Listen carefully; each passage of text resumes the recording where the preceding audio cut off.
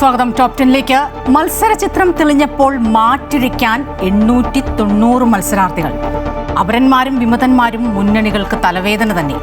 അതും പോരാഞ്ഞ് പതിവ് ചിഹ്നങ്ങൾ പ്രമുഖർക്ക് കൈവിട്ടുപോയപ്പോഴുള്ള ആശങ്ക. മുന്നണികളും അതുപോലെ അങ്കലാപ്പിലാണ്. ഡീൽ ആരോപണങ്ങളിൽ കൊണ്ടും കൊടുത്തും പ്രതിപക്ഷ നേതാവും മുഖ്യമന്ത്രിയും ഇന്നും തിരഞ്ഞെടുപ്പ് കളം നിറഞ്ഞു. പക്ഷേ ശബരിമല സ്വർണ്ണ കൊടിമര കേസിൽ ഹൈക്കോടതിയിൽ നിന്നുള്ള ആശ്വാസകരമായ ആ വിധി ഈ തിരഞ്ഞെടുപ്പ് കാലത്ത് UDFന് നൽകുന്ന ആ ഒരു ആശ്വാസം ഒട്ടും ചെറുതല്ല. വിശദമായ റിപ്പോർട്ടുകളിലേക്ക് വരാം. ആദ്യം തലക്കെട്ടുകൾ.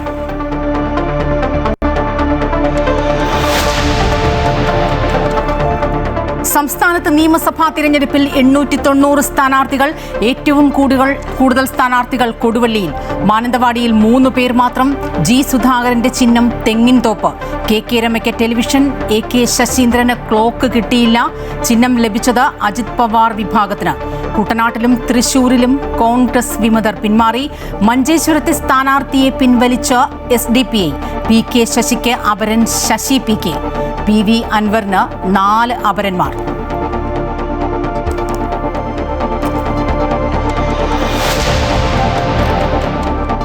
ഡീലാരോപണങ്ങളിൽ പോര് തുടർന്ന പിണറായിയും VD സതീശനും. ഗോൾവാൾക്കറെ വണങ്ങി വിളക്ക് കൊളുത്തിയത് ഏത് ഡീൽ എന്ന ഫോട്ടോ പങ്കുവെച്ച് പിണറായി വിജയൻ. 2006 പറവൂരിലെ ഡീൽ വ്യക്തമാക്കണമെന്നും ഫേസ്ബുക്കിലൂടെ ചോദ്യം.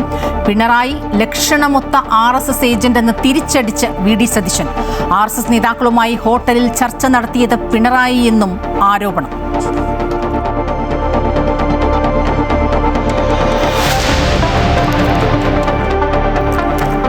പ്രതിഭയ്ക്കെതിരായ അധിക്ഷേപ പരാമർശത്തിൽ ലീഗ് നേതാവിനെതിരെ കേസെടുത്ത പോലീസ്. നടപടി കളക്ടറുടെ നിർദ്ദേശപ്രകാരം. പ്രതിഭയ്ക്കെതിരായ വ്യക്തിഹത്യ മനോവൈകൃതമെന്ന് മുഖ്യമന്ത്രി. വെളിവാകുന്നത് UDFന്റെ സംസ്കാരമെന്ന് MV ഗോവിന്ദൻ.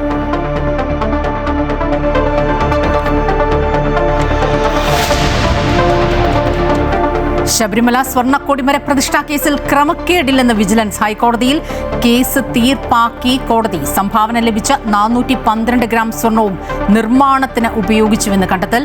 UDF കാലത്തെ കൊടിമര പ്രതിഷ്ഠയിൽ നടന്നത് ആചാരപരമായ നടപടികൾ മാത്രമെന്ന് നിരീക്ഷണം. സ്വർണ്ണക്കൊള്ളക്കേസിൽ അന്വേഷണം പൂർത്തിയാക്കാൻ SITക്ക് കൂടുതൽ സാവകാശം.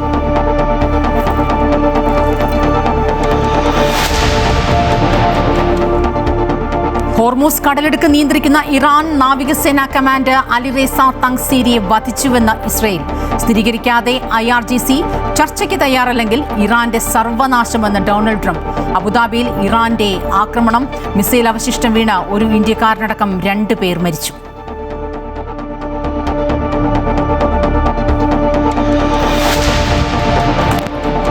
പശ്ചിമേഷ്യൻ സംഘർഷത്തിൽ മുഖ്യമന്ത്രിമാരുടെ യോഗം വിളിച്ച് പ്രധാനമന്ത്രി. വീഡിയോ കോൺഫറൻസിംഗിലൂടെ മോദി നാളെ മുഖ്യമന്ത്രിമാരുമായി സംവദിക്കും. ഹോർമൂസ് കടലിടുക്കിലൂടെ കൂടുതൽ ചരക്ക് കപ്പലുകൾ എത്തിക്കാനുള്ള ശ്രമത്തിൽ ഇന്ത്യ. പെട്രോളിന് ലിറ്ററിന് 5 രൂപ 30 പൈസയും ഡീസലിന് 3 രൂപയും വർദ്ധിപ്പിച്ച് നയാര എനർജി.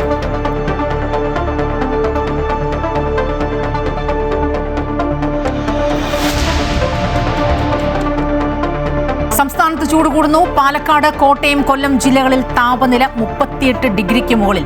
നാളെ വേനൽ മഴയ്ക്ക് സാധ്യത. വൈകുന്നേരത്തെ വൈദ്യുതി ഉപയോഗം സർവകാല റെക്കോർഡിൽ.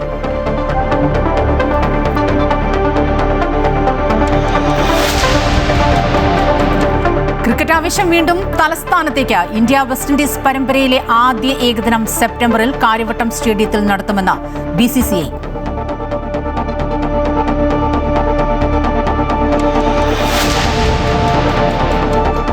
മലപ്പുറം ചെറുകാവ് സർവീസ് സഹകരണ ബാങ്കിൽ വൻ സാമ്പത്തിക ക്രമക്കേട് നടന്നതായി പരാതി.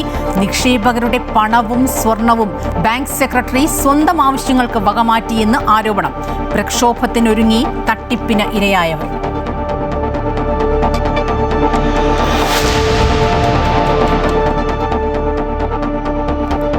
Story of the day. അന്നും ഇന്നും അതേ ചൂടിൽ. അങ്കമുറുകി ജനമനസ് പിടിച്ചെടുക്കാൻ മത്സരിക്കുന്നത് 890 സ്ഥാനാർത്ഥികളാണ്. ഏറ്റവും കൂടുതൽ പേർ മാറ്റിരിക്കുന്നത് കൊടുവള്ളിയിലാണ്, 13 പേർ. മഞ്ചേശ്വരത്തും പേരാവൂരിലും തിരുവനന്തപുരം സെൻട്രലിലും 11 പേർ വീതമുണ്ട്. ഏറ്റവും കുറവ് സ്ഥാനാർത്ഥികൾ ജനവിധി തേടുന്നത് മാനന്തവാടിയിലാണ്. ഇന്നത്തെ ദിവസത്തെ ശ്രദ്ധേയമാക്കുന്നത് മറ്റൊരു കാര്യം, പ്രതീക്ഷിച്ച ചിഹ്നം കിട്ടാത്ത പ്രമുഖരുടെ അങ്കലാപ്പാണ്. പത്രികകളുടെ സൂക്ഷ്മ പരിശോധനയും പിൻവലിക്കാനുള്ള സമയപരിധിയും പിന്നിട്ട് അന്തിമ ചിത്രം തെളിയുമ്പോൾ ഇക്കുറി നിയമസഭയിലേക്ക് ജനവിധി തേടുന്നത് സംസ്ഥാനത്ത് 890 പേർ. വിമതരെയും അപരന്മാരെയും അനുനയിപ്പിച്ച് ഒടുവിൽ 890 എന്ന അക്കത്തിലെത്തിക്കാൻ മുന്നണികൾക്ക് കഴിഞ്ഞു. കഴിഞ്ഞ തവണ 957 പേരായിരുന്നു നിയമസഭയിലേക്ക് മത്സരിച്ചത്. 13 പേരുള്ള കൊടുവള്ളി മണ്ഡലത്തിലാണ് ഇത്തവണ ഏറ്റവും അധികം സ്ഥാനാർത്ഥികൾ. പേരാവൂർ, മഞ്ചേശ്വരം, തിരുവനന്തപുരം മണ്ഡലങ്ങളിൽ 11 സ്ഥാനാർത്ഥികൾ വീതമുണ്ട്. അതേസമയം പല പ്രമുഖർക്കും ചെറു രാഷ്ട്രീയ പാർട്ടികൾക്കും ചിഹ്നങ്ങൾ മാറി എന്നതും ഇത്തവണ ശ്രദ്ധേയമാണ്. അമ്പലപ്പുഴയിൽ UDF സ്ഥാനാർത്ഥിയായി മത്സരിക്കുന്ന G സുധാകരൻ തെങ്ങിൻതോപ്പ് ചിഹ്നത്തിലാണ് ജനവിധി തേടുന്നത്. വടകരയിൽ KK രമയ്ക്ക് ഫുട്ബോൾ ചിഹ്നം കിട്ടിയില്ല, പകരം ടെലിവിഷനാണ് അനുവദിച്ചത്. ഗോവയിലെ രാഷ്ട്രീയ പാർട്ടിയുടെ ചിഹ്നമായതിനാൽ ഫുട്ബോൾ അനുവദിക്കാനാകില്ലെന്ന് കമ്മീഷൻ നിലപാടെടുത്തു. കോഴിക്കോട് സൗത്തിലെ LDF സ്ഥാനാർത്ഥിയായ മുൻ മന്ത്രി അഹമ്മദ് ദേവർകോവിലിനാണ് തിരിച്ചടിയായത്. ഗ്ലാസ് ചിഹ്നമായി പോസ്റ്ററുകൾ അടിച്ച് പ്രചാരണം നേരത്തെ തുടങ്ങിക്കഴിഞ്ഞിരുന്നു. പക്ഷേ കമ്മീഷൻ ഇപ്പോൾ അനുവദിച്ചതാകട്ടെ ബക്കറ്റ് ചിഹ്നവും. എലത്തൂരിലെ ഇടത് സ്ഥാനാർത്ഥിയും മന്ത്രിയുമായ AK ശശീന്ദ്രനും തിരിച്ചടി നേരിട്ടു. കഴിഞ്ഞ 3 തവണയും ലഭിച്ച ക്ലോക്ക് ചിഹ്നം ഇക്കുറി അജിത് പവാർ വിഭാഗം സ്ഥാനാർത്ഥി PK ശശീന്ദ്രന് അനുവദിച്ചു. ബേപ്പൂരിലെ UDF സ്ഥാനാർത്ഥി PV അൻവറിന് ഗ്യാസ് സിലിണ്ടറാണ് ചിഹ്നം. പാലക്കാട്ടെ LDF സ്വതന്ത്രൻ NMR റസാക്കിന് കുടം ചിഹ്നം കിട്ടി. പയ്യന്നൂരിലെ സ്വതന്ത്രൻ V കുഞ്ഞികൃഷ്ണന് ഇലക്ട്രിക് പോസ്റ്റും തളിപ്പറമ്പിലെ സ്വതന്ത്രൻ TK ഗോവിന്ദന് ഗ്യാസ് സിലിണ്ടറുമാണ് അനുവദിച്ചത്. തിരുവനന്തപുരം സെൻട്രലിൽ UDF സ്ഥാനാർത്ഥി CP ജോണിന് കപ്പലും LDF സ്വതന്ത്രൻ സുധീർ കരമനയ്ക്ക് ക്യാമറയും ചിഹ്നമായി ലഭിച്ചു. അമൃത ന്യൂസ്, തിരുവനന്തപുരം. ഇന്നിപ്പോൾ ശ്രദ്ധേയമായ നീക്കം നടന്നത് മഞ്ചേശ്വരത്താണ്. UDF സമ്മർദ്ദത്തെ തുടർന്ന് SDP സ്ഥാനാർത്ഥി KM അഷ്റഫ് മഞ്ചേശ്വരത്ത് സ്ഥാനാർത്ഥിത്വം പിൻവലിച്ചു. മണ്ഡലത്തിൽ BJP വിജയിക്കുമെന്ന കണക്കുകൂട്ടലാണ് സ്ഥാനാർത്ഥിയെ പിൻവലിക്കാൻ ഒരു കാരണമായത്. പക്ഷേ പത്രിക പിൻവലിച്ച് KM അഷ്റഫ് ഒരു കടുത്ത വിമുഖ മുഖമാണ് ഇന്നിപ്പോൾ പ്രകടിപ്പിച്ചത്. പാർട്ടിയുടെ എല്ലാ ഭാരവാഹിത്വവും ഉപേക്ഷിക്കുന്നതായ പ്രസ്താവനയും നടത്തി. എന്തായാലും ഈ നീക്കം വരും ദിവസങ്ങളിൽ SDPയിലെ പൊട്ടിത്തെറികൾക്കിടയാക്കുമെന്നാണ് വിലയിരുത്തൽ. PK കുഞ്ഞാലിക്കുട്ടി ഉൾപ്പെടെയുള്ള UDF ഉന്നത നേതാക്കളുടെ സമ്മർദ്ദത്തെ തുടർന്ന് കഴിഞ്ഞ 2 ദിവസങ്ങളിലായി നടത്തിയ ചർച്ചകളുടെ തുടർച്ചയായി SDPI സംസ്ഥാന പ്രസിഡന്റ് ലത്തീഫ് നേരിട്ട് മഞ്ചേശ്വരം ഉപ്പളയിലെത്തി സ്ഥാനാർത്ഥി KM അഷ്റഫിനോട് പത്രിക പിൻവലിക്കാൻ ആവശ്യപ്പെടുകയായിരുന്നു. കഴിഞ്ഞ നിയമസഭാ തെരഞ്ഞെടുപ്പിൽ SDPI പിന്തുണയോടെ മത്സരിച്ച ലീഗ് MLA KM അഷ്റഫ് വിജയിച്ചത് 745 വോട്ടുകൾക്കാണ്. ഇത്തവണ SDPI ലീഗിനെതിരെ മത്സരത്തിനിറങ്ങിയതോടെ മണ്ഡലത്തിലെ പോരാട്ട ചിത്രം മാറാൻ തുടങ്ങിയിരുന്നു. കാര്യങ്ങൾ BJP സ്ഥാനാർത്ഥി K സുരേന്ദ്രന്റെ വിജയത്തിന് വഴിതുറക്കുമെന്ന് വ്യക്തമായി. ഇതോടെ SDPIക്ക് മേൽ UDF സമ്മർദ്ദം ഉയരുകയായിരുന്നു. പത്രിക പിൻവലിച്ച KM അഷ്റഫ് SDPI ജില്ലാ ഭാരവാഹിത്വം ഉൾപ്പെടെ രാജിവെച്ചതായി മാധ്യമങ്ങളോട് പറഞ്ഞു. പിന്നെ പാർട്ടിയുടെ ജില്ലാ ഉത്തരവാദിത്തത്തിൽ നിന്ന് രാജിവെച്ചിരുന്നു. എല്ലാ ഉത്തരവാദിത്തത്തിൽ നിന്നും ഞാൻ രാജിവെച്ചിരുന്നു. അതേസമയം VD സതീശനെ പരിഹസിച്ച് BJP സ്ഥാനാർത്ഥി K സുരേന്ദ്രൻ രംഗത്തെത്തി. SDPI വോട്ട് വേണ്ടെന്ന് പരസ്യമായി പറഞ്ഞയാളാണ് VD സതീശൻ എന്ന് K സുരേന്ദ്രൻ പ്രതികരിച്ചു. VD സതീശന്റെ നട്ടലിന്റെ സ്ഥാനത്ത് വാഴപ്പിണ്ടി അല്ലെങ്കിൽ മഞ്ചേശ്വരത്ത് SDPയുടെ പിന്തുണ വേണ്ടെന്ന് പറയാൻ അദ്ദേഹത്തിന് ഇപ്പൊ പറ്റുമോ? UDF നേതാക്കളുടെ സമ്മർദ്ദങ്ങളുടെ അടിസ്ഥാനത്തിൽ SDPI സ്ഥാനാർത്ഥിയുടെ പത്രിക പിൻവലിച്ചത് മഞ്ചേശ്വരത്ത് SDPIയിൽ വലിയ പൊട്ടിത്തെറികൾക്ക് വഴി തുറന്നിരിക്കുകയാണ്. അമൃത ന്യൂസ്, കാസർഗോഡ്. തളിപ്പറമ്പിൽ കോൺഗ്രസിന് തിരിച്ചടി. പത്രിക പിൻവലിക്കാതെ പാർട്ടിക്ക് പണി കൊടുത്തു KPCC അംഗം കൊയ്യം ജനാർദ്ദനൻ. സ്വതന്ത്രനായി മത്സരിക്കാനാണ് ഇപ്പോൾ അദ്ദേഹത്തിന്റെ നീക്കം. CPM വിട്ട TK ഗോവിന്ദന് UDF സ്ഥാനാർത്ഥിത്വം നൽകിയതിന് പിന്നാലെയായിരുന്നു ജനാർദ്ദനൻ വിമത സ്വരം ഉയർത്തിയത്. തളിപ്പറമ്പിൽ കൈചിഹ്നത്തിൽ സ്ഥാനാർത്ഥി മത്സരിക്കണമെന്നതാണ് ജനാർദ്ദനന്റെ ആവശ്യം.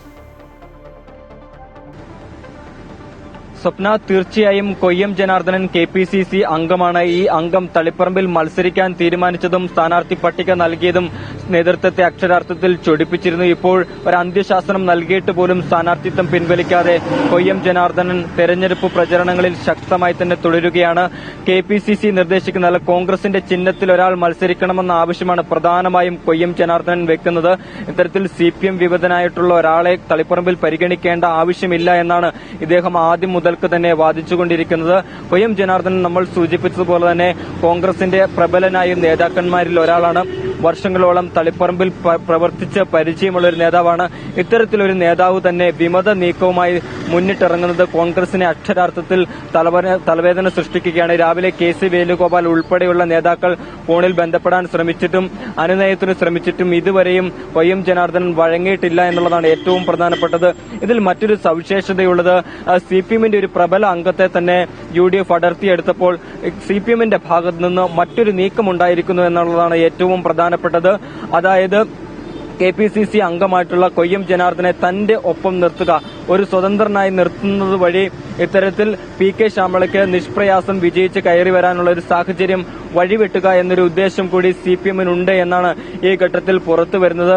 CPM-ന്റെ ഒരു നിശബ്ദമായ പിന്തുണ കൊയ്യം ജനാർദ്ദനൻ ഇതിനോടകം തന്നെ ലഭിച്ചിട്ടുണ്ട് എന്നാണ് ചില വൃത്തങ്ങളിൽ നിന്ന് ലഭിക്കുന്ന വിവരത്തിന്റെ അടിസ്ഥാനത്തിൽ നമുക്ക് മനസ്സിലാക്കാൻ സാധിക്കുന്നത്. എന്തായാലും നടപടി ഉണ്ടാകുമെന്ന കാര്യത്തിൽ ഒരു തർക്കവുമില്ല. ഇത്തരത്തിൽ UDF-ന് അനുകൂലമായി വിജയിച്ച് കയറാൻ സാധ്യതയുള്ളപ്പോൾ ഉടക്കിട്ട് നിൽക്കുന്നത് KPCC അംഗം തന്നെയാണ്. UDF-ന്റെ സ്ഥാനാർത്ഥിയായി മത്സരിക്കുന്ന ആൾ കൈച്ചിഹ്നത്തിൽ തന്നെ മത്സരിക്കണമെന്ന വാശി അത് എന്തിന്റെ പുറത്താണ് എന്നുള്ളതാണ് വ്യക്തമാവാത്തത്, മനസ്സിലാവാത്തത് എന്നാണ് DCC അടക്കം പങ്കുവച്ചിട്ടുള്ളത്. എന്തായാലും രാഷ്ട്രീയ മാനങ്ങൾ ഏറെയുണ്ട് ഈ കൊയ്യം ജനാർദ്ദനന്റെ സ്ഥാനാർത്ഥിത്വവുമായി ബന്ധപ്പെട്ട്. കാരണം ഈ തളിപ്പറമ്പ് എന്ന് പറയുന്നത് നമ്പ്യാർ വിഭാഗത്തിനേറെ പ്രാധാന്യമുള്ളൊരു സ്ഥലമാണ്, ഒരു പ്രബല വിഭാഗമാണ്. അവിടെ നമ്പ്യാർ വിഭാഗത്തിൽപ്പെട്ട കൊയ്യം ജനാർദ്ദനൻ ഒരുപാട് വോട്ടുകൾ പിടിക്കുമെന്ന ഒരു കാര്യത്തിൽ ഒരു തർക്കവും വേണ്ട. മാത്രവുമല്ല TK ഗോവിന്ദനെ അംഗീകരിക്കാൻ കഴിയാത്ത ഒരുപാട് കോൺഗ്രസ് നേതാക്കളും അണികളും ഇപ്പോഴും UDF-ൽ തളിപ്പറമ്പിലുണ്ട്. ഇതെല്ലാം വോട്ടാക്കി മാറ്റുക എന്നൊരു ലക്ഷ്യം കൂടിയാണ് കൊയ്യം ജനാർദ്ദനുള്ളത്. ഇത് പ്രത്യക്ഷത്തിൽ അല്ലെങ്കിൽ പരോക്ഷത്തിൽ ഉപകാരപ്രദമായി തീരുക PK ശ്യാമളയ്ക്കായിരിക്കും. PK ശ്യാമളയുടെ ഇത്തരത്തിൽ TK ഗോവിന്ദന് ലഭിക്കുന്ന വോട്ടുകൾ ഗണ്യമായി കുറയ്ക്കുവാൻ കൊയ്യം ജനാർദ്ദന്റെ സ്ഥാനാർത്ഥിത്വം സാധ്യമാക്കുമെന്നൊരു പ്രതീക്ഷയാണ് ഈ PK ശ്യാമള വിഭാഗത്തിനും CPM-നും പ്രത്യേകിച്ചുള്ളത്. അതുകൊണ്ട് തന്നെയാണ് ഇത്തരത്തിൽ സ്ഥാനാർത്ഥിത്വം പിൻവലിക്കണമെന്ന ആവശ്യം പ്രധാനമായും ഈ ഇത്തരത്തിൽ KPCC-യും DCC-യും കൊയ്യം ജനാർദ്ദനന് മുമ്പിൽ വെക്കുന്നത്. പക്ഷേ കൊയ്യം ജനാർദ്ദനൻ ഒരു ഇഞ്ച് പോലും പുറകോട്ട് പോകാതെ സ്ഥാനാർത്ഥിത്വവുമായി മുന്നോട്ട് പോവുകയാണ്. എല്ലാ വീടുകളിലും കയറി പ്രചരണം നടത്തുന്ന രീതിയിലേക്ക് കാര്യങ്ങൾ കടക്കുന്നത് അക്ഷരാർത്ഥത്തിൽ കോൺഗ്രസിനെ പ്രതിസന്ധിയിലാഴ്ത്തിയിരിക്കുകയാണ്. വരും ദിവസങ്ങളിൽ ഇതുമായി ബന്ധപ്പെട്ട് കർശനമായ നടപടി DCC-യുടെ ഭാഗത്തു നിന്നും KPCC-യുടെ ഭാഗത്തു നിന്നും ഉണ്ടാകുമെന്ന് തന്നെയാണ് പ്രതീക്ഷിക്കുന്നത്.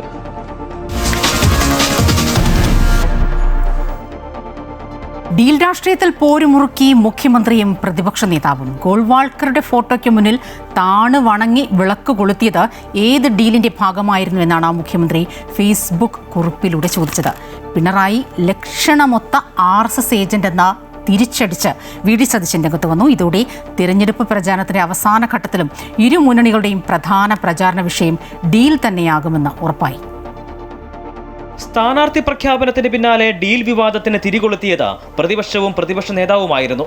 പാലക്കാട് മണ്ഡലത്തിൽ CPM BJP ഡീൽ ആരോപിച്ച പ്രതിപക്ഷം തുടർന്നുള്ള ദിവസങ്ങളിൽ കൂടുതൽ മണ്ഡലങ്ങളിൽ ഈ ആരോപണം ഉന്നയിച്ചു.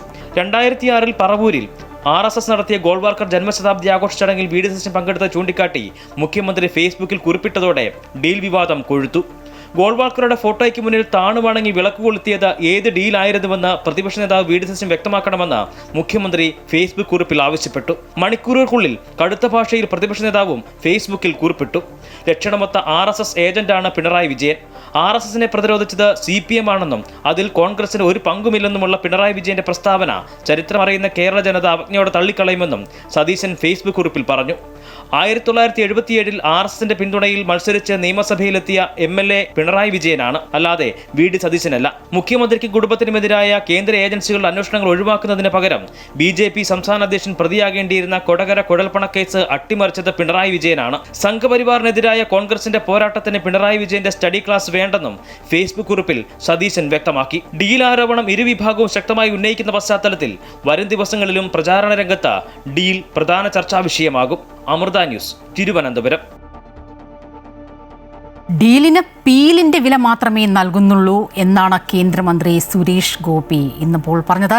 ഡീലിനല്ല, ജയിച്ചു വെല്ലാൻ വേണ്ടിയാണ് മത്സരിക്കുന്നതെന്നും അദ്ദേഹം പറഞ്ഞു. പാലക്കാട് ഉപതെരഞ്ഞെടുപ്പിൽ ശോഭാ സുരേന്ദ്രനെ മത്സരിപ്പിച്ചുവെങ്കിൽ വിജയിച്ചേനെ. ശോഭാ സുരേന്ദ്രൻ മന്ത്രിസഭയിൽ ഉണ്ടായിരുന്നുവെങ്കിൽ സ്വർണം വെക്കടോ എന്ന് പറഞ്ഞേനെ. അങ്ങനെ പറയാൻ ഒരു പ്രതിപക്ഷം ഉണ്ടായേനെ എന്നും സുരേഷ് ഗോപി പറഞ്ഞു. കേന്ദ്ര പദ്ധതികൾ കേരളത്തിൽ വരുമ്പോൾ അതിനെ എതിർക്കുന്ന ഇടതിനെയും വലതിനെയും ചവിട്ടി പുറത്താക്കണമെന്നാണ് പറയാനുള്ളതെന്നും അദ്ദേഹം കൂട്ടിച്ചേർത്തു. അതൊരു ഡീലെന്നാണ് പറയുന്നത്. ഞാനതിലൊരു ഡീലിൻ്റെ വിലയെ കൽപ്പിക്കുന്നുള്ളൂ.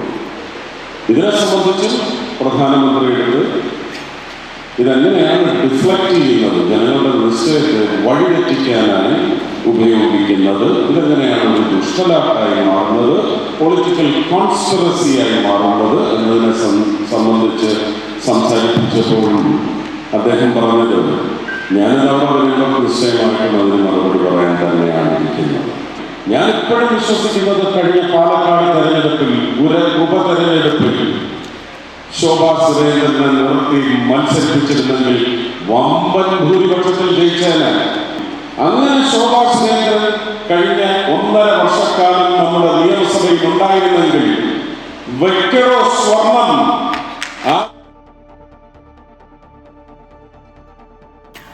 BJP സിയിൽ പതിച്ച സർക്കുലർ തിരഞ്ഞെടുപ്പ് കമ്മീഷൻ വിതരണം ചെയ്തത് കൈപ്പിഴയായി കാണാനാകില്ലെന്ന് മുഖ്യമന്ത്രി പിണറായി വിജയൻ. സംഭവത്തിൽ വിമർശനം ഉന്നയിച്ചവർക്കെതിരെ പോലീസ് നോട്ടീസ് അയക്കുന്നത് ജനാധിപത്യ വിരുദ്ധമാണ്. പൊതുരംഗത്തേക്ക് വരുന്ന സ്ത്രീകളെ അപമാനിക്കുന്നത് മനോവൈകൃതമാണെന്നും മുഖ്യമന്ത്രി വാർത്താസമ്മേളനത്തിൽ ചൂണ്ടിക്കാട്ടി. എറണാകുളം ജില്ലയിലെ വിവിധ മണ്ഡലങ്ങളിൽ നടത്തിയ തിരഞ്ഞെടുപ്പ് കൺവെൻഷനുകളിലും അദ്ദേഹം ഇക്കാര്യങ്ങൾ ആവർത്തിച്ചു. എറണാകുളം ജില്ലയിലെ വിവിധ മണ്ഡലങ്ങളിലെ തെരഞ്ഞെടുപ്പ് പരിപാടികളിൽ മുഖ്യമന്ത്രി പിണറായി വിജയൻ ഇന്ന് പങ്കെടുത്തു. തെരഞ്ഞെടുപ്പ് കമ്മീഷൻ രാഷ്ട്രീയ പാർട്ടികൾക്ക് അയച്ച സർക്കുലറിൽ BJP സീൽ വന്നത് കൈപ്പിഴയായി കാണാനാകില്ലെന്നായിരുന്നു പൊതുപരിപാടിയിലെയും വാർത്താസമ്മേളനത്തിലെയും അദ്ദേഹത്തിന്റെ പ്രധാന വിമർശനങ്ങളിലൊന്ന്. സംഭവത്തിലെ അന്വേഷണ പുരോഗതി നാടാകെ അറിയേണ്ടതാണ്. വിമർശനം ഉന്നയിച്ചതിന്റെ പേരിൽ കേസെടുക്കുന്നത് ശരിയല്ലെന്നും പിണറായി വിജയൻ ചൂണ്ടിക്കാട്ടി. തെരഞ്ഞെടുപ്പ് കമ്മീഷൻ വിവരങ്ങൾ അറിയിക്കും. ആ വിവരങ്ങൾ അറിയിക്കുമ്പോൾ ഒരു രാഷ്ട്രീയ പാർട്ടിയുടെ സീല് അതിനകത്തുണ്ടാവുക എന്നത് അവിശ്വസനീയമായ കാര്യമല്ലേ. ഇത് ഏതെങ്കിലും ഒരാൾക്ക് പറ്റുന്ന ഒരു കൈപ്പിഴയായിട്ട് കണക്കാക്കാൻ പറ്റും. വിമർശനങ്ങൾ പാടില്ല എന്ന തരത്തിൽ ജനാധിപത്യ സംവിധാനത്തിൽ നിലപാട് സ്വീകരിക്കുന്നത് ശരിയല്ല. ഞാനല്ല പോലീസിനെ ഇപ്പോൾ നിയന്ത്രിക്കുന്നു. LDF സ്ഥാനാർത്ഥി U പ്രതിഭയ്ക്കെതിരായ മുസ്ലിം ലീഗ് നേതാവിന്റെ അധിക്ഷേപ പരാമർശത്തെയും മുഖ്യമന്ത്രി രൂക്ഷഭാഷയിൽ വിമർശിച്ചു. ഇത്തരത്തിൽ പൊതുരംഗത്ത് വരുന്ന സ്ത്രീകളെ അപമാനിക്കുന്നത് മനോവൈകൃതമാണെന്ന് അദ്ദേഹം പറഞ്ഞു.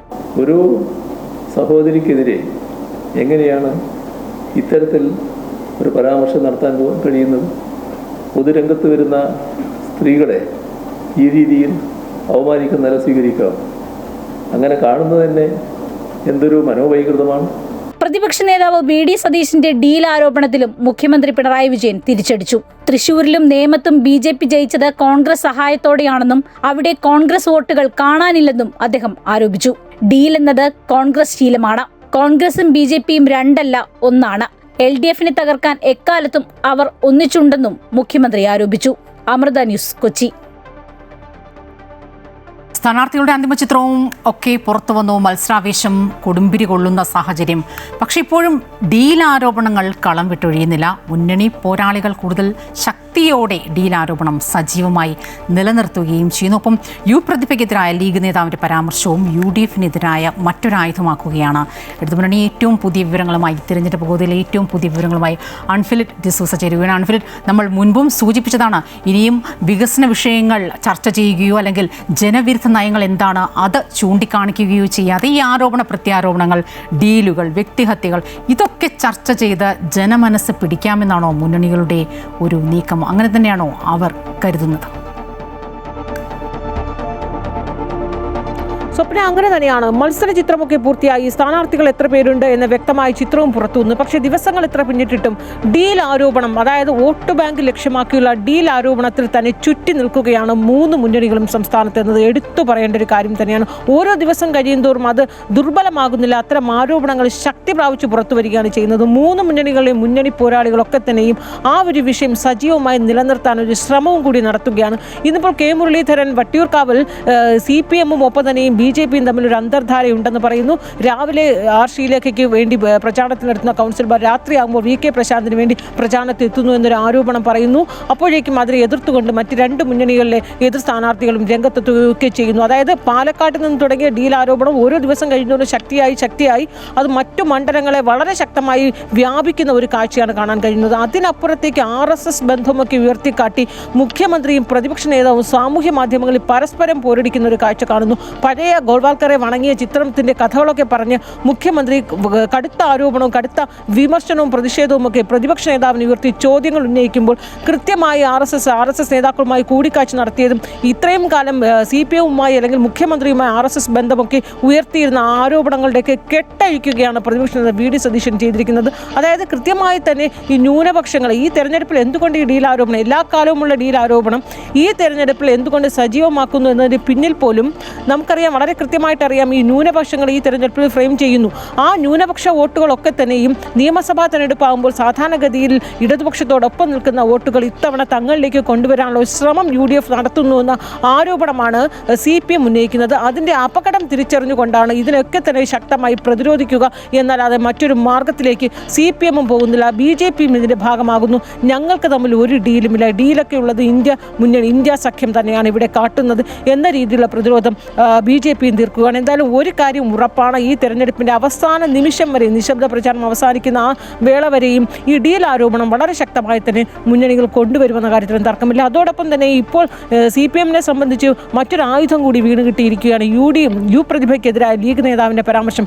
അതാ ലീഗ് നേതാവിനെ പാർട്ടിയിൽ നിന്ന് പുറത്താക്കുകയൊക്കെ ചെയ്തിട്ട് പോലും ഇതാണോ UDF-ന്റെ സ്ത്രീ സുരക്ഷ സ്ത്രീപക്ഷ നിലപാട് എന്ന രീതിയിൽ ആ UDF നേതാക്കളുടെ സംസ്കാരം എന്നൊക്കെ ഉയർത്തിക്കാട്ടിയാണ് UDF-നെതിരെ ശക്തമായ ആയുധമാക്കുന്നു. അപ്പോഴേക്കും മുമ്പ് CPM നേതാക്കൾ ഏത് നിലപാടാണ് സ്ത്രീപക്ഷത്തിനെതിരെ നടത്തിയുള്ള പരാമർശങ്ങളൊക്കെ അക്കമിട്ട് നിരത്തി പ്രതിപക്ഷവും വലിയ രീതിയിൽ തന്നെ ആഞ്ഞടിക്കുകയാണ്. എന്തായാലും ഒരു കാര്യം വ്യക്തമാണ്, ഇത്രയും ദിവസം പിന്നിട്ടിട്ട് പോലും ജനങ്ങളെ ബാധിക്കുന്ന വിഷയങ്ങളൊന്നും തന്നെ സജീവമായി നിലനിർത്താൻ മൂന്ന് മുന്നണികൾക്കും കഴിയുന്നില്ല എന്നതാണ് ഈ യാഥാർത്ഥ്യം.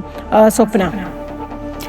മൺഫിലി ഡിസൂസയാണ് ഏറ്റവും പുതിയ വിവരങ്ങളുമായി ചേർന്നത്. അതേസമയം ഇന്നിപ്പോൾ ലോക്സഭാ പ്രതിപക്ഷ നേതാവ് രാഹുൽ ഗാന്ധിക്കെതിരെയും ശക്തമായ വിമർശനവുമായി മുഖ്യമന്ത്രി പിണറായി വിജയൻ രംഗത്തെത്തി. കണ്ടാലും കൊണ്ടാലും പഠിക്കാത്തയാളാണ് രാഹുൽ ഗാന്ധി എന്നും ഇത്രമാത്രം അധപതനം കോൺഗ്രസിന്റെ സമുന്നതനായ നേതാവിന് ഉണ്ടാകുമോ എന്നും മുഖ്യമന്ത്രി ഇന്ന് ചോദിച്ചിരിക്കുന്നു. സർക്കാരുകൾ മാറി മാറി ഭരിക്കുന്നത് നാടിന്റെ പുരോഗതിയുടെ താളം തെറ്റിക്കുമെന്നും മുഖ്യമന്ത്രി പിണറായി വിജയൻ ഇന്ന് പറഞ്ഞു. രാഹുൽ ഗാന്ധി ഈ ഒരു അഖിലേന്ത്യാ നേതാവാണല്ലോ. പക്ഷേ സാധാരണ പ്രാദേശിക നേതാവിൻ്റെ പ്രാദേശിക പ്രവർത്തകൻ്റെ കാര്യവിവരം പോലും ഇല്ല എന്നതാണ് വസ്തുത. അതിനിപ്പോൾ ഇന്ന് മറുപടിയുമായി പി കെ കുഞ്ഞാലിക്കുട്ടി രംഗത്തെത്തി. ജനപിന്തുണയുള്ളത് കൊണ്ടാണ് പ്രതിപക്ഷ നേതൃസ്ഥാനത്ത് രാഹുൽ ഗാന്ധി ഇരിക്കുന്നതെന്നാണ് അദ്ദേഹം പറഞ്ഞത്. ഒളിക്കാനും മറക്കാനും ചിലതുള്ളത് കൊണ്ടാണ് മുഖ്യമന്ത്രിയും ഇടതുപക്ഷവും രാഹുൽ ഗാന്ധിക്കെതിരെ പറയുന്നത്. രാജ്യത്ത് BJP പ്രതിരോധിക്കുന്നതിൽ നമ്പർ 1 രാഹുൽ ഗാന്ധിയാണ്. ഈ തെരഞ്ഞെടുപ്പിലെ അടവ് പാളി എന്ന് ഇടതുമുന്നണിക്ക് മനസ്സിലായി എന്നും കുഞ്ഞാലിക്കുട്ടി മലപ്പുറത്ത് പറഞ്ഞു. ദേശീയ തലത്തിലെ ഇന്ത്യയുടെ പ്രതിപക്ഷ നേതാവായി അംഗീകാരം ലഭിച്ച ആളാണ് രാഹുൽ ഗാന്ധി. അതിനുള്ള ജനപിന്തുണ ആ രാഹുൽ ഗാന്ധിക്ക് ഉള്ളതുകൊണ്ടാണ് പാർലമെന്റിൽ അദ്ദേഹം BJP-യെ നഖശിഖാന്തം എഴുതുകൊണ്ട് അവിടെ ഇരിക്കുന്നത്. അതറിയാവുന്ന ജനങ്ങളുടെ മുമ്പിൽ ഇങ്ങനെ പറഞ്ഞിട്ട് യാതൊരു കാര്യമില്ല. PR ഏജൻസി വിചാരിച്ചാൽ പിണറായി വിജയന്റെ സ്വഭാവം മാറ്റാൻ പറ്റില്ലെന്ന് രമേശ് ചെന്നിത്തല. പുള്ളിയുടെ പുള്ളി എന്ത് ചെയ്താലും മാറ്റാൻ പറ്റില്ല എന്നും അദ്ദേഹം പറഞ്ഞു. CPM-ന്റെ പ്രവർത്തകനാ ചോദിച്ച് അയാളോട് വീട്ടിൽ പോയി ചോദിക്കാം. PR ഏജൻസി വിചാരിച്ചാലൊന്നും പിണറായി വിജയന്റെ സ്വഭാവം മാറ്റാൻ ഇവർക്ക് കഴിയില്ല. പുള്ളിയുടെ പുള്ളി എത്ര വിചാരിച്ചാലും ആരും മറച്ചു വെച്ചാലും അത് പുറത്തു വരും. എന്തോ ഒരു ധിക്കാരമാണ്, എന്തോ ഒരു ധാർഷ്ട്യമാണ്. കേരളത്തിലെ ജനങ്ങളോട് ഇവർക്ക് ഒരു പ്രതിബദ്ധതയുമില്ലല്ലോ. ഇപ്പോൾ നിർണായകമായ മറ്റൊരു നീക്കം കൂടി നടന്നു. കെ സുധാകരനെ കാണാൻ സണ്ണി ജോസഫ് അദ്ദേഹത്തിന്റെ വസതിയിലെത്തി. സ്ഥാനാർത്ഥിത്വം നിഷേധിച്ചതിന് പിന്നാലെ ആദ്യമായാണ് ഈ കൂടിക്കാഴ്ച. KPCC പ്രസിഡന്റിനെ സന്ദർശിക്കാത്തതിനെതിരെ വലിയ രീതിയിൽ തന്നെ വിമർശനം ഉയർന്നൊരു സാഹചര്യം ഉണ്ടായിരുന്നു. ഞങ്ങൾ തമ്മിൽ ഒരു പിണക്കവുമില്ല, നിങ്ങൾ വിചാരിക്കുന്ന ബന്ധമല്ല ഞങ്ങൾക്കിടയിലുള്ളത്. സണ്ണി ജോസഫ് എൻ്റെ സ്വന്തമാണ് എന്ന് കെ സുധാകരൻ പ്രതികരിച്ചു. തന്നെ DCC പ്രസിഡന്റും KPCC ഭാരവാഹിയുമാക്കി മാറ്റിയത് സുധാകരനാണെന്നും ഒരു ജ്യേഷ്ഠ സഹോദരന്റെ സ്നേഹം എപ്പോഴും അദ്ദേഹം തന്നിട്ടുണ്ട് എന്നും സണ്ണി ജോസഫ് പറഞ്ഞു. DCC പ്രസിഡന്റ് സ്ഥാനം ഒഴിഞ്ഞ് മന്ത്രിയായപ്പോൾ എന്നെ അദ്ദേഹം DCC പ്രസിഡന്റാക്കി. അദ്ദേഹം KPCC പ്രസിഡന്റ് സ്ഥാനം ഒഴിഞ്ഞ സന്ദർഭത്തിൽ എന്നെ KPCC പ്രസിഡന്റാക്കാൻ അദ്ദേഹത്തിന്റെ കഠിന പിന്തുണ ഉണ്ടായിരുന്നു. KPCC പ്രസിഡന്റ് ആകുന്ന സമയത്ത് എന്നോട് പറഞ്ഞത് താൻ പ്രസിഡന്റ് ആകുന്നെങ്കിൽ ഞാൻ തലയിൽ കൈവച്ച് അനുഗ്രഹിക്കുമെന്നാണ് പറഞ്ഞത്. അത് DCC ഓഫീസിലും KPCC. പ്രതിഭയ്ക്കെതിരായ അധിക്ഷേപ പരാമർശത്തിൽ കേസെടുത്ത പോലീസ് UDF നേതാവായിരുന്ന A. ഇർഷാദിനെതിരെയാണ് കായംകുളം പോലീസ് കേസെടുത്തത്. സ്ത്രീത്വത്തെ അപമാനിക്കൽ, നവമാധ്യമങ്ങൾ വഴി അശ്ലീല ഉള്ളടക്കം പ്രചരിപ്പിക്കൽ തുടങ്ങിയ വകുപ്പുകളാണ് ഇർഷാദിനെതിരെ ചുമത്തിയിരിക്കുന്നത്. അശ്ലീല ഉള്ളടക്കം പ്രചരിപ്പിച്ചതിന് IT നിയമവും ചുമത്തിയിട്ടുണ്ട്. പ്രതിഭയ്ക്കെതിരെ വ്യക്തിഹത്യയും ആക്ഷേപകരവുമായ പരാമർശം നടത്തിയ സംഭവത്തിൽ മാതൃകാ പെരുമാറ്റച്ചട്ട ലംഘനം ശ്രദ്ധയിൽപ്പെട്ടതിനെ തുടർന്ന് ജില്ലാ തെരഞ്ഞെടുപ്പ് ഉദ്യോഗസ്ഥൻ കൂടിയായ ജില്ലാ കളക്ടറാണ് കേസെടുക്കാൻ പോലീസിന് നിർദ്ദേശം നൽകിയത്. സ്ത്രീകളുടെ അഭിമാനത്തെ ക്ഷതപ്പെടുത്തൽ, തെരഞ്ഞെടുപ്പിനോടനുബന്ധിച്ച് അടിസ്ഥാനരഹിതമായ പ്രസ്താവന നടത്തൽ, തെരഞ്ഞെടുപ്പ് ഫലത്തെ സ്വാധീനിക്കുന്ന വിധത്തിലുള്ള തെറ്റായ പ്രസ്താവന നടത്തൽ, അപകീർത്തിപ്പെടുത്തൽ തുടങ്ങിയ വകുപ്പുകൾ ഉൾപ്പെടുത്തി കേസെടുക്കാനാണ് കളക്ടർ കായംകുളം പോലീസിന് നിർദ്ദേശം നൽകിയത്. സ്ത്രീത്വത്തെ അപമാനിക്കൽ, നവമാധ്യമങ്ങൾ വഴി അശ്ലീല ഉള്ളടക്കം പ്രചരിപ്പിക്കൽ തുടങ്ങിയ വകുപ്പുകൾ പ്രകാരമാണ് നിലവിൽ ഇർഷാദിനെതിരെ കേസെടുത്തിരിക്കുന്നത്. അശ്ലീല ഉള്ളടക്കം പ്രചരിപ്പിച്ചതിന് IT നിയമവും ചുമത്തിയിട്ടുണ്ട്. നേരത്തെ പ്രതിഭയുടെ പരാതിയിൽ അടിയന്തരമായി വിഷയത്തിൽ ഇടപെടണമെന്ന് തെരഞ്ഞെടുപ്പ് കമ്മീഷൻ കളക്ടർക്ക് നിർദ്ദേശം നൽകിയിരുന്നു. മാതൃകാ പെരുമാറ്റച്ചട്ട ലംഘനം ശ്രദ്ധയിൽപ്പെട്ടതിനെ തുടർന്ന് ഇത് സംബന്ധിച്ച് വന്ന മാധ്യമ വാർത്തകളും സാമൂഹിക മാധ്യമ പോസ്റ്റുകളും media certification and monitoring committee പരിശോധിച്ച് മാതൃകാ പെരുമാറ്റച്ചട്ടം സംബന്ധിച്ച ജില്ലാതല കമ്മിറ്റിക്ക് കൈമാറുകയും സ്ക്രീനിംഗ് കമ്മിറ്റി ജില്ലാ കളക്ടറുടെ അധ്യക്ഷതയിൽ യോഗം ചേർന്ന് തീരുമാനമെടുക്കുകയുമായിരുന്നു. അതേസമയം ഇരു മുന്നണികളും ഈ വിഷയത്തെ പ്രചരണായുധമാക്കി മാറ്റുകയാണ്. പ്രതിഭ പൊട്ടിക്കരയുന്ന ദൃശ്യങ്ങൾ LDF പ്രചരണായുധമാക്കുമ്പോൾ മുൻപ് മാധ്യമപ്രവർത്തകയെ ആക്ഷേപിച്ച പ്രതിഭയുടെ ഫേസ്ബുക്ക് പോസ്റ്റിലെ ദൃശ്യങ്ങളാണ് UDFന്റെ പ്രചരണായുധം. സൈബർ അധിക്ഷേപം ഇനിയും തുടർന്നാൽ വീണ്ടും നിയമ നടപടി സ്വീകരിക്കാനുള്ള ഒരുക്കത്തിലാണ് പ്രതിഭ. അമൃത ന്യൂസ്, ആലപ്പുഴ. അഡ്വക്കേറ്റ് പ്രതിഭയ്ക്കെതിരായ പരാമർശത്തിലൂടെ വെളിവാകുന്നത് UDFന്റെ സംസ്കാരം എന്നാണ് CPM സംസ്ഥാന സെക്രട്ടറി MV ഗോവിന്ദൻ ഇന്ന് പ്രതികരിച്ചത്. UDF നേതൃനിര എങ്ങനെ ചിന്തിക്കുന്നു എന്നതാണ് ഇതിലൂടെ വ്യക്തമാകുന്നത്. രാഹുൽ മാങ്കൂട്ടത്തിന്റെ അനുഭവം എല്ലാവർക്കും അറിയാവുന്നതാണെന്നും ഇത് അതിന്റെ തുടർച്ചയാണെന്നും MV ഗോവിന്ദൻ കൊല്ലത്ത് പ്രതികരിച്ചു. UDFന്റെ നേതൃനിര എങ്ങനെയാണ് ചിന്തിക്കുന്നത് എന്നുള്ളതിന്റെ മുഖക്കണ്ണാടിയാണ് കായംകുളത്ത് അവരുടെ കൺവെൻഷൻ ഉദ്ഘാടനം ചെയ്തുകൊണ്ട് അവരുടെ പ്രമുഖ നേതാവ് സ്ത്രീ വിരുദ്ധ പ്രചാരവേല അപമാനകരമായ രീതിയിൽ ഏറ്റെടുത്ത് നടത്തി. അതിന്റെ ഭാഗമായി കേരളത്തിലെ സ്ത്രീകൾക്ക് നേരെ നടത്തിയിട്ടുള്ള ഈ കടന്നാക്രമത്തെ കേരളീയ സമൂഹം ഒന്നടങ്കം, സ്ത്രീകൾ മാത്രമല്ല കേരളീയ സമൂഹം ഒന്നടങ്കം പ്രതിഷേധിക്കുകയും അപലപിക്കുകയും ചെയ്തിട്ടുള്ള കാര്യമാണ്.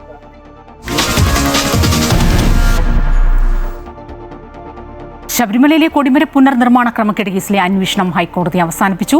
കൊടിമര പുനഃപ്രതിഷ്ഠയിൽ ക്രമക്കേടില്ല എന്ന് വിജിലൻസ് ഹൈക്കോടതിയെ അറിയിച്ചതിന് പിന്നാലെയാണ് ദേവസ്വം ബെഞ്ചിന്റെ ഉത്തരവ്. 2017 പ്രയാർ ഗോപാലകൃഷ്ണൻ ദേവസ്വം പ്രസിഡന്റായിരുന്ന കാലത്ത് ദേവപ്രശ്നം കണക്കിലെടുത്താണ് കൊടിമരം പുനർനിർമ്മിച്ചത്. നടന്നത് ആചാരപരമായ നടപടികൾ മാത്രമെന്നായിരുന്നു കോടതിയുടെ നിരീക്ഷണം. ശബരിമലയിൽ കൊടിമരം പുനരുദ്ധാരണം നടത്തിയതിൽ അഴിമതി നടന്നോ എന്ന അന്വേഷണത്തിന് വ്യക്തമായ ഉത്തരം നൽകാൻ ദേവസ്വം വിജിലൻസിനായി സ്വർണവും പണവും സംഭാവന ചെയ്തവരെയും ബന്ധപ്പെട്ട ഉദ്യോഗസ്ഥരെയും വിജിലൻസ് നേരിട്ട് കണ്ട് മൊഴിയെടുത്തു.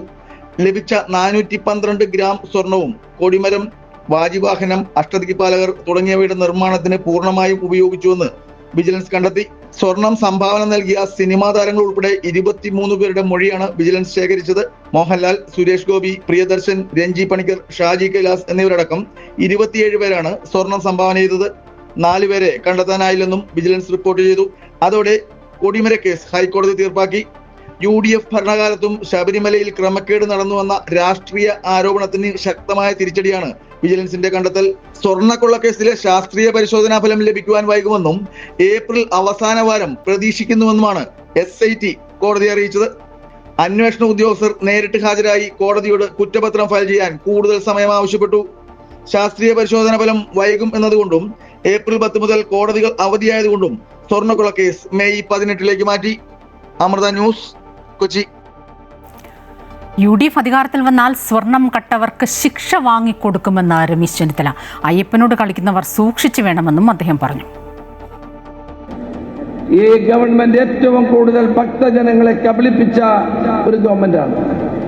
ആചാരം ലംഘിച്ചുകൊണ്ട് യുവതികളെ കയറ്റി ശബരിമലയുടെ പരിശുദ്ധി നശിപ്പിച്ചവരാണിവർ. അയ്യപ്പന്റെ സ്വർണം കട്ട ആളുകളെ വെറുതെ വിട്ടവരാണിവർ.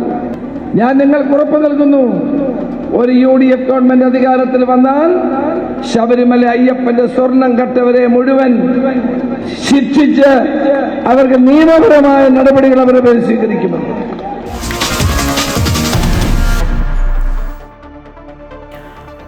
ഇറാൻ നാവികസേന കമാൻഡറും ഹോർമൂസ് കടലിടുക്കിലെ നിയന്ത്രണങ്ങളുടെ ബുദ്ധികേന്ദ്രവുമായ അലി റീസ തങ്സീരി കൊല്ലപ്പെട്ടുവെന്ന് ഇസ്രയേലിന്റെ അവകാശവാദം. അതേസമയം ലോകത്തിനാകെ സാമ്പത്തിക പ്രഹരമേൽപ്പിച്ച ഹോർമൂസ് കടലിടുക്ക് നിയന്ത്രണത്തിലാക്കുക എന്ന തന്ത്രം മെനഞ്ഞ തൻസീരിയുടെ മരണം ഇറാനിലെ ഇസ്ലാമിക് റവല്യൂഷണറി ഗാർഡ് കോപ്സോ അല്ലെങ്കിൽ ഇറാൻ ഭരണകൂടമോ ഇനിയും സ്ഥിരീകരിച്ചിട്ടില്ല. അലിറേസ തങ്സിരി വധം ഹോർമൂസ് പിടിച്ചെടുക്കാനുള്ള അമേരിക്ക ഇസ്രായേൽ നീക്കങ്ങൾക്ക് മുന്നോടിയായിട്ടെന്നാണ് വിലയിരുത്തൽ. 2018 ഓഗസ്റ്റ് മുതൽ IRGC നാവികസേനയുടെ കമാൻഡറായിരുന്നു തങ്സിരി. ഗൾഫിലെ പ്രത്യേകിച്ച് ഹോർമൂസ് കടലിടുക്കിന് ചുറ്റുമുള്ള ഇറാന്റെ നടപടികളിൽ നിർണായക പങ്കും തങ്സിരിയുടേതാണ്. ഫെബ്രുവരി 28 മുതൽ US-ഉം ഇസ്രായേലും നടത്തിയ ആക്രമണങ്ങളിൽ കൊല്ലപ്പെട്ട ഇറാന്റെ രാഷ്ട്രീയ സൈനിക ഉന്നതരുടെ പട്ടികയിൽ ഇതോടെ ഇടം പിടിക്കുകയാണ് തങ്സിരിയും. ഹോർമൂസ് കടലിടുക്കിന്റെ നിയന്ത്രണം പൂർണ്ണമായും കൈപ്പിടിയിൽ ഒതുക്കുന്നതിൽ നിർണായക പങ്കാണ് അലിറേസ തങ്സിരി വഹിച്ചത്. തങ്സിരിയുടെ വധം ഇറാനെ സംബന്ധിച്ചിടത്തോളം കനത്ത പ്രഹരമാണ്. എന്നാൽ തങ്സിരിയുടെ മരണം സംബന്ധിച്ച് ഇറാനോ ഇസ്രായേൽ സൈന്യമോ ഇതുവരെ ഔദ്യോഗിക പ്രതികരണം നടത്തിയിട്ടില്ല. അതേസമയം യുദ്ധം അവസാനിപ്പിക്കാനുള്ള ചർച്ചകളോടുള്ള ഇറാന്റെ നിസ്സംഗത കാര്യങ്ങൾ കൂടുതൽ വഷളാക്കുമെന്ന മുന്നറിയിപ്പും ട്രൂത്ത് സോഷ്യലിലൂടെ ട്രംപ് നൽകുന്നുണ്ട്. തങ്ങളുമായി ചർച്ച നടത്തുന്നുവെന്ന് വെളിപ്പെടുത്തിയാൽ ജനത തന്നെ ഇറാൻ ഭരണകൂടത്തെ ഇല്ലാതാക്കുമെന്ന് ഭയമാണെന്നും ട്രംപ് ആരോപിക്കുന്നു. അതേസമയം അമേരിക്കയുടെ 15 സമാധാന നിർദ്ദേശങ്ങൾ അംഗീകരിക്കില്ലെന്ന് വെളിപ്പെടുത്തിയ ഇറാൻ യുദ്ധം അവസാനിപ്പിക്കാൻ 5 നിബന്ധനകൾ പുറത്തിറക്കി. ഇറാനുമേലുള്ള ആക്രമണം പൂർണ്ണമായും അവസാനിപ്പിക്കണമെന്നും ഹോർമൂസ് കടലിടുക്കിലുള്ള ഇറാന്റെ പരമാധികാരം നിലനിർത്തണം എന്നതടക്കമുള്ള നിർദ്ദേശങ്ങളാണ് ഇറാൻ മുന്നോട്ട് വച്ചിരിക്കുന്നത്. കൂടാതെ ഇറാൻ ഹോർമൂസിന്റെ അധികാരം സ്ഥാപിക്കാനുള്ള നിയമം പാസാക്കാനൊരുങ്ങുന്നതായും വിവരമുണ്ട്. ഹോർമൂസിലൂടെ പോകുന്ന കപ്പലുകളിൽ നിന്നും ടോൾ പിരിക്കാനുള്ള അനുവാദം നൽകുന്ന നിയമത്തിന്റെ കരട് തയ്യാറാക്കിയതായും ഉടൻ നിയമമാകുമെന്നും പാർലമെന്റിന്റെ സിവിൽ അഫയേഴ്സ് കമ്മിറ്റി ചെയർമാൻ പറഞ്ഞതായി ഇറാൻ വാർത്താ ഏജൻസികൾ റിപ്പോർട്ട് ചെയ്യുന്നു. ഇറാനിലും ലബനോണിലും ഇസ്രായേലിന്റെ കനത്ത ആക്രമണവും തുടരുകയാണ്. ഗൾഫ് മേഖലയിലേക്ക് ഇറാന്റെ ആക്രമണം തുടരുന്നു. അബുദാബിയിൽ പ്രതിരോധിച്ച മിസൈൽ അവശിഷ്ടം പതിച്ച് 2 പേർക്ക് ജീവൻ നഷ്ടമായി.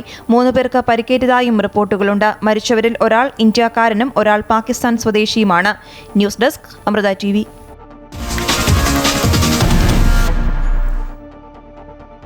പശ്ചിമേഷ്യൻ സംഘർഷത്തിന്റെ പശ്ചാത്തലത്തിൽ മുഖ്യമന്ത്രിമാരുടെ യോഗം വിളിച്ചിരിക്കുകയാണ് പ്രധാനമന്ത്രി നരേന്ദ്രമോദി.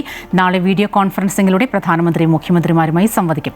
കേന്ദ്ര സർക്കാർ സ്വീകരിച്ച നിലപാടുകളും സംസ്ഥാന തലത്തിലുള്ള തയ്യാറെടുപ്പും വിശദമായി ചർച്ച ചെയ്യും. അതേസമയം ഹോർമൂസ് കടലിടുക്കിലൂടെ കൂടുതൽ ചരക്ക് കപ്പലുകൾ എത്തിക്കാൻ ഇന്ത്യ നീക്കം തുടരുകയാണ്.